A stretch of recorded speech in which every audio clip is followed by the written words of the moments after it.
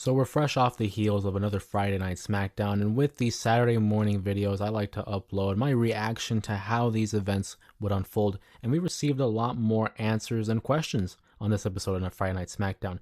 First of all, in the case of the Cody Rhodes versus Logan Paul matchup at the King and Queen of the Ring event, we finally received confirmation that it will not be for the United States Championship. Instead, it would only be for the undisputed WWE title. Now, in a previous video, you would know that I mentioned that that would be the right call. I don't think it was appropriate for them to tack on the United States Championship alongside the WWE Championship in one match.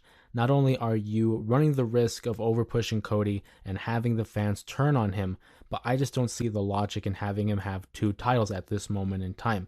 Of course, the matchup in itself, Logan Paul versus Cody Rhodes, is an attractive match in itself. It is an attraction, and when it comes to these Saudi Arabia shows, they like to have some flair, something fresh, something different, much like how they had Roman Reigns and Logan Paul have a matchup at Crown Jewel a couple of years ago.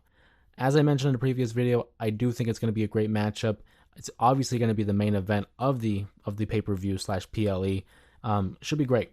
And the promo that they had in the ring, the contract signing between Logan Paul and Cody Rhodes, really set the tone of how this matchup is going to take place. Cody Rhodes having a lot of respect for his opponent, but reaching a boiling point, realizing that Logan Paul is nothing more than a tourist.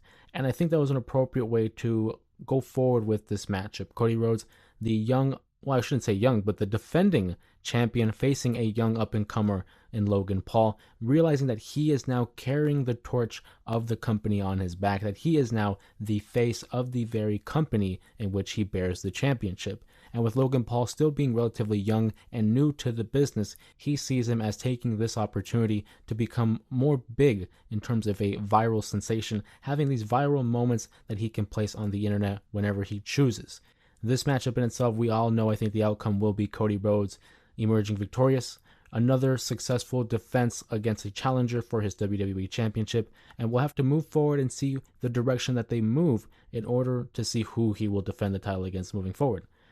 With that being said, aside from that, the King and Queen of the Ring tournaments have moved forward. We now know the SmackDown semifinal matchup. It will be Nia Jax versus Bianca Belair.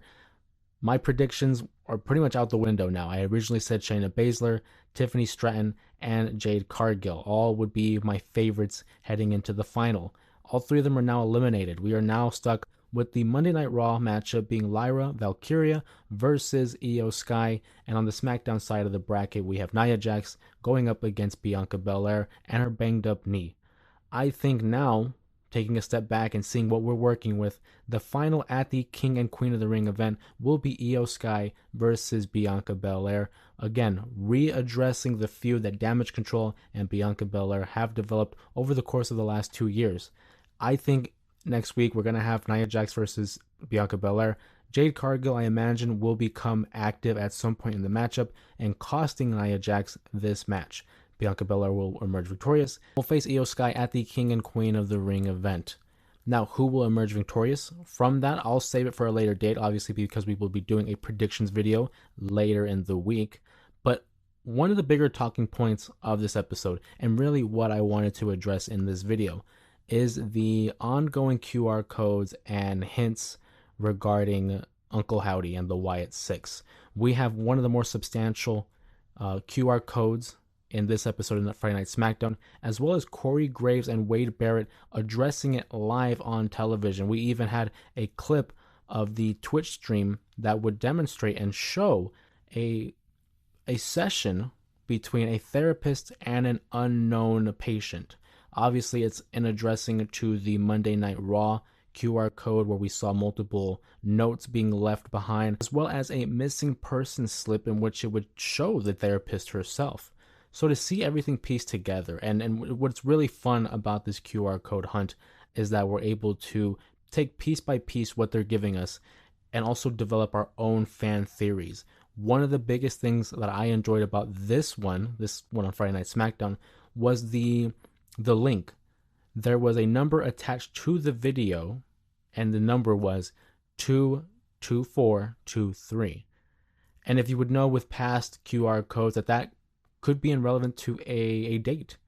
And when placed into the good old Google machine, you would know that that date, February 24th of 2023, was the last time we saw Bray Wyatt on WWE television before we sadly lost him.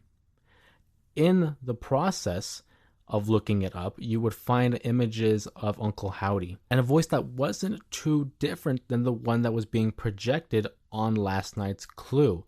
And upon further review and further research, obviously through Twitter, someone pointed out that that number is also the zip code for Jeddah, Saudi Arabia, where the event King and Queen of the Ring will take place. And there's been much speculation that this will be the event that Uncle Howdy, the Wyatt Six, or whoever is behind these hints and these QR codes will make their huge debut. And it's also important to recognize that May 25th, the day that this event is taking place, is also the birthday of Taylor Rotunda, better known as Bo Dallas or Uncle Howdy. And for anyone that knows me personally, you would know that I'm a huge fan of horror movies, thrillers, supernatural, anything of that nature. So to have this interactive storyline, this program that has had so much thought, so much attention to detail, it's really been rewarding. Because if you've been a long-term viewer of the product, if you've been a long-term fan of the WWE and recognizing how they've been doing their storytelling ever since the introduction of Triple H as the head of creative, you would know that everything counts. Every little detail counts. And so being able to piece together all these snapshots, all these quick flashes of imagery, which we'll get to in a moment, they all mean something. For example, as I mentioned the imagery that was included in last night's video, you would see a snapshot of Waylon Mercy. It was very brief and it was cut off about the shoulder area of an old photo of Waylon Mercy, who was an old WWE wrestler in the mid-90s that was the inspiration for what Bray Wyatt's original gimmick, the Bray Wyatt gimmick when he came out with the colorful shirt, the hat, and that original incarnation of the Wyatt family, that served as the inspiration. So we all recognize that whatever's going on with these QR codes is in direct relation to Bray Wyatt. As well as, if you take another look, there was another snapshot of a dark figure standing in the crowd of Monday Night Raw. And if you look on Twitter, there was a lot of people speculating that was that in relation to the Uncle Howdy stuff, and it wasn't really confirmed. But being that it was included in this video, that's all the confirmation that we need now, knowing that it's attached to the gimmick itself. Now the question really is, if it is the Wyatt Six and if it's a faction of multiple individuals, who is involved? I know there's been names that have been thrown out, guys like a Eric Rowan. I mean, there's Dexter Lumis, Joe Gacy, as well as Nikki Cross, perhaps Alexa Bliss. There's a lot of names that have gone out there that are associated with Bray Wyatt or a Bo Dallas / Uncle Howdy. But time will tell. I think we're going to be expecting a couple more QR codes, one on Monday Night Raw, and obviously on next week's Friday Night SmackDown, and ultimately with the conclusion of the event coming at the King and Queen of the Ring. My prediction is it'll be at the end of the show, much similar to how Bray Wyatt had returned at Extreme Rules in 2022.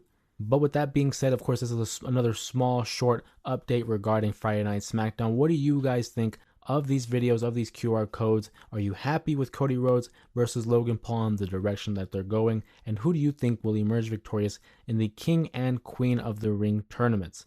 Of course, don't forget to like, share, and subscribe to stay up to date with the pro wrestling content that I produce on this channel. And with that being said, I will go ahead and see you guys in the next video.